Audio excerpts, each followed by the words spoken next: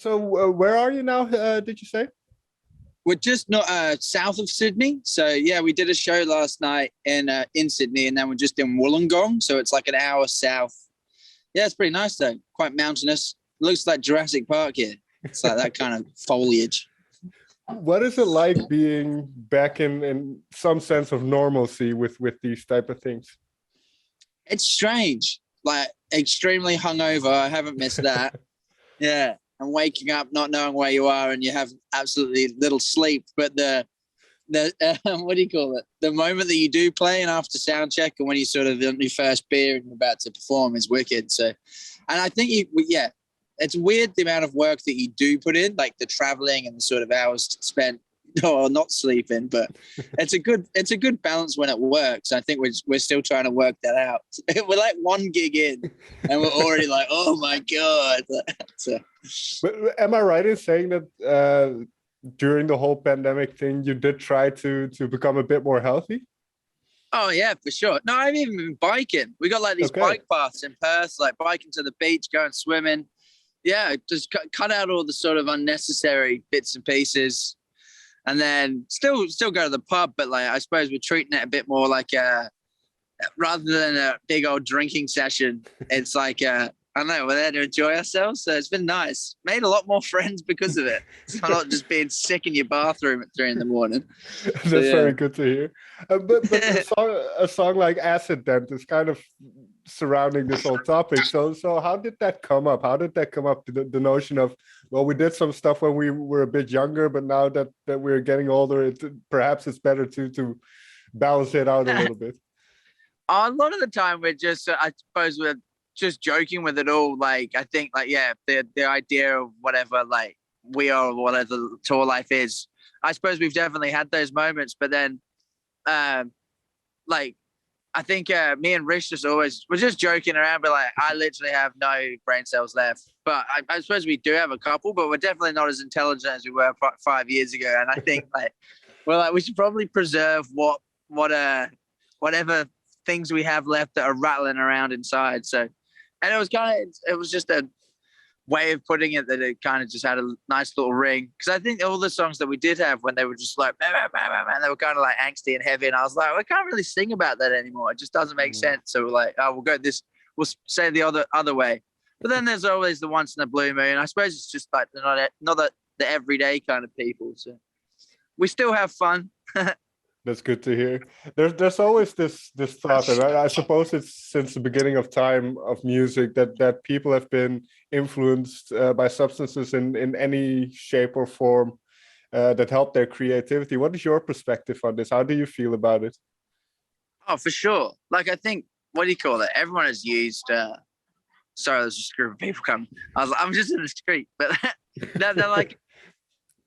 I think, yeah, when we were first starting out, we always had that joke where we're like, we're really good at the drug taking part, but we have no songs. So it was like, I think, and the two don't necessarily work hand in hand. I think you need to put in years of like effort into recording, or like, and a lot of it is boring, like trying to work out how to play a guitar and what goes with what. And I think that's the sort of aspect. I think I know a lot of people would probably want to idolize like the fact that we're like, yeah, we just took acid one day and then all of a sudden we wrote this 9-minute song. I was like, no, we've been trying to like learn a guitar for 14 years, like, and then it became like the story was about that. But I think it's because it's absurd, and I think I do enjoy that absurdity about it. But even if I have anything now, my brain's gonna fall out. So I'm just very worried that I'm enjoying being tethered to this reality at the moment. I'm grateful for it. And I think now it's like, like we've set something up that, I suppose we can't, we've somehow milked a career out of being drug advocates, which is a bit weird. No, but you mentioned something very interesting, which is kind of the effort that goes into being in a band and being a musician and being a composer that nobody sees, that's kind of behind the scenes. So for you, with album 5 now, how have you seen your own development as a composer, as a songwriter? Oh man, I think like it's really nice like to listen back, and I mean in a positive way, you're like, well, at least I'm getting better. But you always be like, man, we were so shit back then. Like, what the fuck? Why would we even release that? Like, it's kind of funny and hear all these mistakes and bits and pieces. And I suppose like it is strange because you never know what's good when you're creating it. Like, you have an idea of maybe listening to someone else's music and you can kind of pick up, or you'd be like, oh, you should record it this way or do whatever. But it's always hard doing the old self-branding. Like, it's two different. I know you need that outside perspective. So I suppose when we do write and record and like mix the music now, it's kind of difficult to find a separate vision of where you are going with it. But I think that's what we are getting better with, is trying to find like at least making things a bit clearer. Like the ideas are not so convoluted. But then you go and talk to people, and that's the reason they like us in the first place. You're like, all right, maybe we should go back to square one, and maybe we're actually just going in the wrong direction. So, but I think there's a balance, and hopefully we can keep writing records for, I don't know, well, the more records we write, the more we definitely are learning. And I think now it's getting to the point where we can just keep changing as much as we like, to the point where whatever we do, right, it's just the learning curves. Right, because one thing about you in the band is you like to keep things in-house. You like to keep doing things yourself. So, for instance, with a song I read about Bubblegum Infinity, that there were about 50 versions of it. So how do you arrive then at the right one, and not just specifically for that song, but for any song? I definitely feel like the version that we had at the beginning was way better, and I think because we just kept working on it. It was so pumpy, and it was a track that I'd originally wrote for Royal Blood. That wasn't, they'd asked me to do it. I was just like, this would be a sick idea. So I just started with the bass, drums. I was like trying to send it through to him. I was like, here's your song, here's your next track. And it was kind of that riff, and then it went into something else, and it was like 5 or 6 minutes. So I was like, oh, they're probably not going to do that. So then I cut it down, and then I don't think they ended up listening to it. So we were like, well, let's just take out the bits we like, and maybe we need to simplify it and do whatever. And then I think it was just a case of overthinking it to the point where the song works now. And I think it's really well structured. Like it's a fluid listen from start to finish. Like you're like, wow, we got back here. And I was really happy with the way we did do that. But then because there was all the parts that are sort of missing, to me, it's sort of the fluidity of it is a bit shaky, because I'm like, oh, this is where that part was, and this is where that part was, and it's sort of like, so next time, it was a big learning curve on that one, to be like, I'm never listening to anyone again, and we're gonna do like how the song is the first way, just either scrap it and don't keep trying to work on it, because it would just change to something you can't even listen to anymore. So yeah. You mentioned structure. One thing I read in the bio was that, and I don't know if this was kind of an approach beforehand, but that you wanted to end the songs with different textures than the way a song began. What was the reasoning behind that? What was the mindset behind kind of having these separate parts at the end? Because I remember listening to it was the Fleet Foxes' Helplessness Blues, and they had like every single song starts with one sort of, I know, in kind of pattern or time signature or flavor, and then it ends in something either bigger or stronger, but you have no idea some way how you got there. And I was always kind of confused when I first put it on. I didn't like it because of that. But then that slowly became the thing that I loved later on after a couple of listens. I was like, and I was always drawn back to it, because I was like, I know it's a good album, but why don't I enjoy it as much? And it was a trip that we had. I think we're driving through the Alps, because the roads were shut, because I think there was the riots in Barcelona, so we had to go the long way. Right. Not the Alps, it was the Pyrenees, sorry. Is it the Pyrenees? Is that what those mountain ranges are called? I don't know. I'm not sure. I'm not sure. I haven't been to Spain in so long. Yeah, but it was a mountain range. Anyway, so we had to go through it, but it was beautiful. And I put on this Fleet Foxes record, and I was just in the car with the boys, and we were like, man, this is gorgeous. And I think that kind of stuck with me then, of if you could do an album where it went a bit like Abbey Road, but in structure and texture, where you could sort of start off from one way and then end in a completely different ending, but it felt so nice and fluid, and it was an easy listen. It wasn't like a hard trying to dynamic shift as much. Like it would just be, I think that'd be kind of enjoyable. Like if someone did it with a movie as well, if it started off in black and white and then it ended in like the most CGI kind of thing now, but they do it in a way that was like really nice and fluid, you'd probably be like, oh my God, this is sick. And you'd enjoy it and it'd be great. That film Boy was kind of similar, but they did it all in the same one. Was it Boyhood? I know it took like 14 years to make. That was a completely different thing. Sorry, I'm rambling. No, but I get that idea of the dynamics and the things shifting throughout a song. You mentioned kind of the writing for Royal Blood, and obviously they're a riff-based kind of group, I would say. So for you, with this album, did you put extra emphasis on kind of riffs, and for instance with Bubblegum Infinity, but also Lava Lamp? There's all these cool riffs throughout the album. Bob Holiday is another one that's has powerful riffs in a way. Was that a point of emphasis for you? I think sometimes, starting to, when I write, like a riff is always the first thing that I usually do. So it always starts there.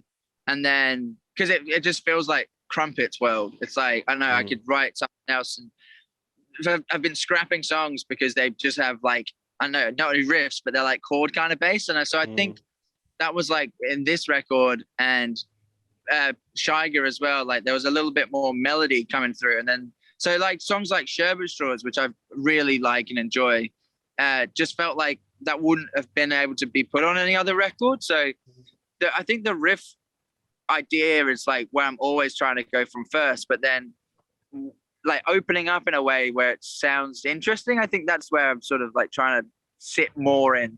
But I don't know, it all feels like it's if we could write a big riff album, I'd be like Kane, but then they come out very far and few between now. So I'm running out of ideas, man.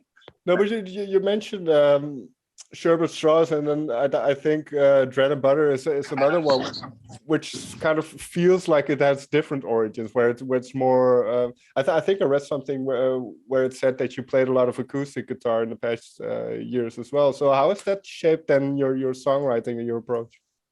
Yeah, man, like amazing, like hugely, because I always hated it. I was always like, I worked at a pub and there'd always been like the open mic night and there'd be some guy or someone just on an acoustic giving some ballad and you're just like, oh, I've heard this song a million times. Like, stop. And I was just like, so I was always just scared of the acoustic guitar because I was like, it's got feelings in it, man. I don't want to feel anything. And I think it's like, so when eventually I did start playing it, it was just like at home and I would never wanted to put it into like a recording, and I think was just doing Dread and Butter, and I was like, actually, like it's a lot easier to record one because you just need to mic it up and it's already sounding pretty, and then it's like, and it works with the drums in a way that I think I was listening to that Crosby, Stills, Nash and Young record, the Deja Vu album, right? And it was like amazing. Like I remember me and Rish were like, we had it on in the tour van.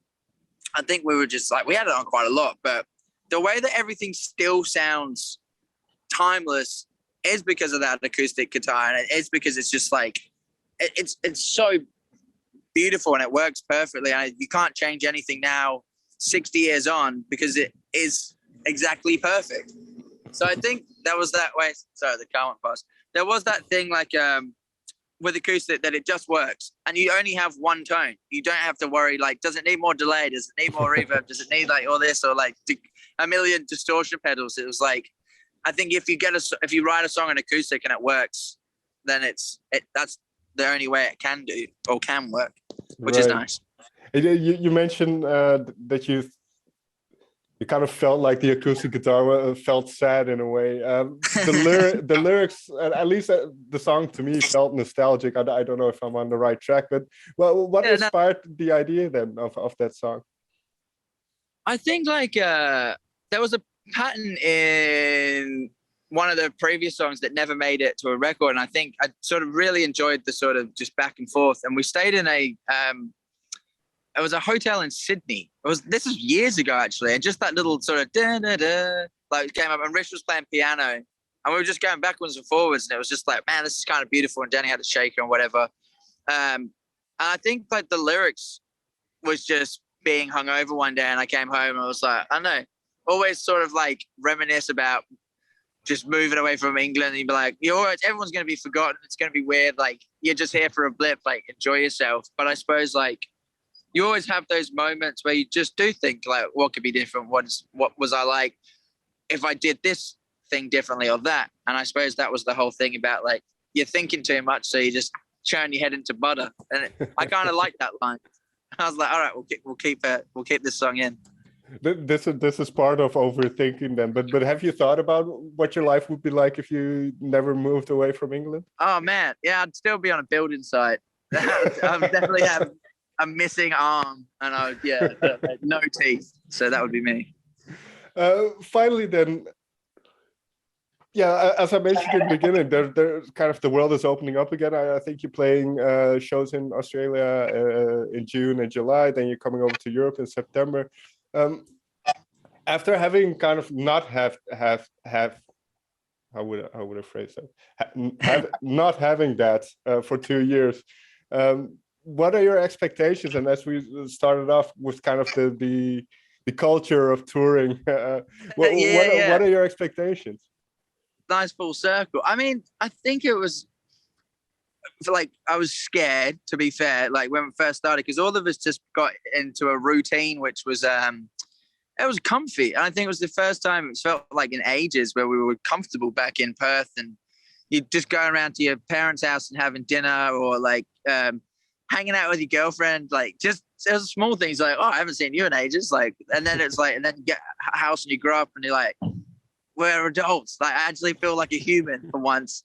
And I think, yeah, to be thrown back into the sort of turmoil of tour where it is a bit chaotic and there isn't too much structure in that is daunting. But I think now we've found out that, like, all right, we've got something really like pure here, that if we do it properly and do it right, like we can build a career out of it, which is something I didn't think was ever going to be possible. And so when we were younger, say 2 or 3 years ago, going on those tours, we were trying to make the most of it, being like, I need like to try and do a whole Kontiki tour in like one day, because we're in like Amsterdam for one night. So let's go everywhere we can. And then it was like that times 30 cities or whatever. And then you get home, like, I can't remember a thing. I don't know where I am, not a human. So yeah, so now I think we can sort of get to the point where, yeah, we'll enjoy it, we'll remember it, and we'll hopefully try and tee up another time where we can do it again and keep writing music so that this can be our life. Yeah, final question. Oh, sorry. Final question then, but what you mentioned now, what changed then? What changed in your perspective that you think, well, this is actually a career, or there's some longevity in this rather than just trying to make the most out of this one opportunity? Yeah, I think it was like just seeing some of the shows like that were sort of happening in Europe. And the first time we went there, we're like, what the fuck? Like, and America, and you were just, I know we're doing shows in Australia. And that moment that I think when we did start to sell out shows in Europe, we're like, oh man, this is such a fluke. And you always feel like you've got that kind of imposter syndrome. We're just like, why is, I still think that Dad is setting this whole thing up as a joke. And I'll be like, there'll be cameras come out and like, some Truman tonight, show, like, everybody's following. Yeah, you have been absolutely punked, mate. I'll be like, oh my God. Yeah. So that's always a scary thought. But yeah, now it's, I think after COVID, it was like, it just gave the bit of grit in the teeth again to be like, fuck, like, let's not lose this now. Like, because it would have been easy to just go and get another job and sort of be like, I will put music on the back burner. So yeah, we would just keep writing and recording and being like, right, let's give it a good crack while we're alive. Well, I think that's very good to hear that you have that newfound kind of energy to put in the band. May I thank you so much for your time, Jack? No problem, Robin. Thank you so much for having me on, man.